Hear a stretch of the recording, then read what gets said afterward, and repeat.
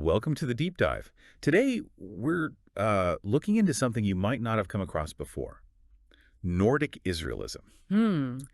Essentially, it's this belief that people in Scandinavia, Swedes, Danes, Finns, Norwegians, Icelanders, actually descend from the 10 lost tribes of Israel. Right. It's definitely, let's say, outside the usual historical narrative, which honestly makes it pretty fascinating to explore. Absolutely. We're planning to dig into, well, where this idea first appeared historically and how it became, a proper movement later on in the 19th century. Exactly. We've been looking primarily at the Wikipedia page covering Nordic Israelism, trying to pull out the main claims and the story behind how it developed. So Okay. our goal here is really just to give you a clear, hopefully concise overview of what Nordic Israelism is all about, its claims, its history. Mm. Okay, so let's dive in. Where did these ideas first surface? It wasn't just the 19th century, right? No, not at all. Actually, the source material points to some, well, quite early mentions, isolated perhaps, but they're there long before any real movements started. Like when? Well, for instance, there's this 15th century Latin chronicle, the Chronicon Holsatiae Vetus, and it apparently just straight up said the Danes came from the tribe of Dan Wow. and that the Jutes were Jews. The 15th century. That's Oh, quite boy. specific. Makes you wonder what the thinking was back then. It does, and it seems that specific link, the Dan-Denmark one, pops up again later. Okay. Fast forward to 1620, and you have Henry Spelman, an English antiquarian. Great. He also made the claim connecting Danes to the tribe of Dan. And his reasoning. Apparently, it was based pretty much on the names sounding similar, Danes. Right. So a linguistic connection, or at least a perceived one, right from these early stages. It's amazing how name similarities can spark these kinds of theories. It really is. Then jump to the 18th century, and you get the Swedish historian Olaf von Dellen. He had a theory about the ancient Finns. Okay, what about them? Well, he thought they, along with maybe the Lapps and Estonians, came from a group called the Nuri. And his big idea was that these Nuri were actually remnants of the 10 lost tribes. Interesting. And how did he support that? He pointed to a few things: supposed similarities between their languages and Hebrew, the fact they apparently started their year in March and observing Saturday as the Sabbath. So Dylan's building more of a case using language and cultural practices, kind of piecing it together, albeit with maybe unconventional evidence. Yeah, and it wasn't just him in that era. There was another Swede, John Uranius, a pastor. He wrote Atlantica Orientalis around 1751. Okay. His angle was different again. He tried to link the Norse gods themselves back to deified ancestors from the Levant, basically connecting Norse mythology to ancient Israel. Huh. So drawing lines between mythologies now. Exactly. And we should probably also mention Olaf Rudbeck the Younger, also in the 18th century. He was apparently trying hard to find linguistic links, trying to prove Nordic languages had Hebrew roots. It really sounds like there was this intellectual undercurrent, maybe a curiosity, trying to connect Nordic history with this, really significant ancient lineage, even before it was any kind of formal movement. Mm-hmm. So what was the tipping point? How did it go from these scattered ideas to an actual organized thing? Well, according to the sources, Nordic Israelism as a distinct movement really emerges in the 1850s, and the key thing is it grew out of British Israelism. Ah, okay. So British Israelism came first. Yes. That's the belief that the British people are the main descendants of the lost tribes. Nordic Israelism was essentially an offshoot or maybe a parallel development extending that idea. Got it. Like a branch off the main tree. Pretty much, you had key figures in British Israelism like John Cox Scholar and J.H. Allen. They started making specific identifications outside Britain. Such as? Well, Gawler, for example, suggested the tribe of Dan matched up with Denmark and Naphtali with Norway.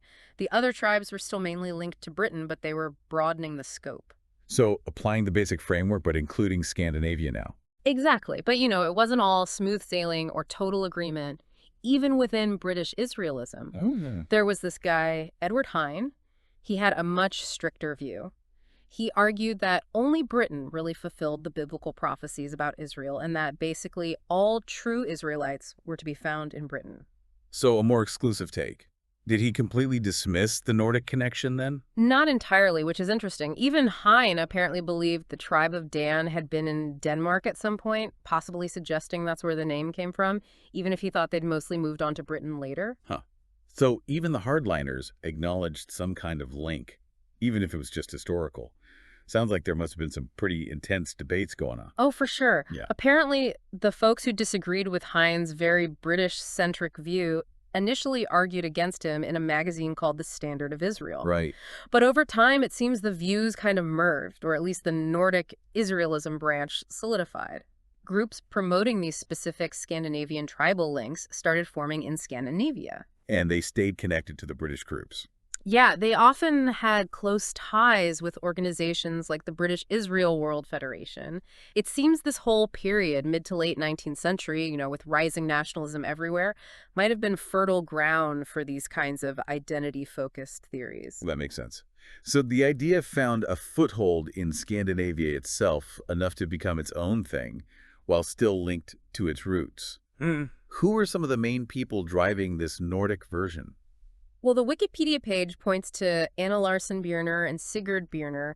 They were actually founders of Danish Pentecostalism and something called the Apostolic Church in Denmark. Oh, interesting. So religious leaders were involved early on. Very much so. They're seen as key early figures.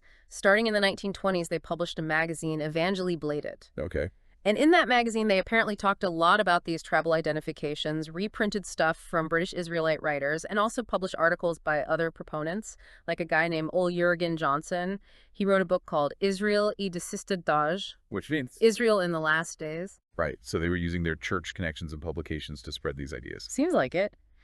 The article also flies up Albert Hayorth. He was apparently a well-known engineer, actually, but also a prominent Nordic Israelism writer in the early 20th century. So it wasn't purely a fringe religious thing. It had some proponents with other kinds of standing, too. And does this movement still exist today? Is it still active? Yeah, apparently it does. The source mentions a current Scandinavian organization called Nordic Israel. They're still promoting this Nordic take on British Israelism. So the ideas persist. Which brings us back to, well, what exactly are the core beliefs? What are the specific tribes they link to each country? A lot of it overlaps with British Israelism, naturally, but the key difference is the specific Nordic identifications. Okay. So for Denmark, as we mentioned, the main link is with the tribe of Dan. This follows John Coxgaller's idea primarily, although it's worth noting Galler also linked Dan to parts of Britain, like Scotland and Ireland. Nordic Israelism focuses more heavily on Denmark for Dan. Right. That Dane's name similarity seems pretty central. What about Finland? Okay, Finland gets identified with the tribe of Issachar. Issachar. Any particular reason? Yes, and this is a point proponents seem to find quite compelling. It's linguistic again. The Finnish word for father is Isa. Ise. Yeah, Isa. And they see the sound similarity to Issachar as significant evidence. The Wikipedia entry actually quotes a source highlighting this specific word. Wow, that is specific. Basing a tribal connection on a single word like father. It's definitely a key part of their argument for Finland.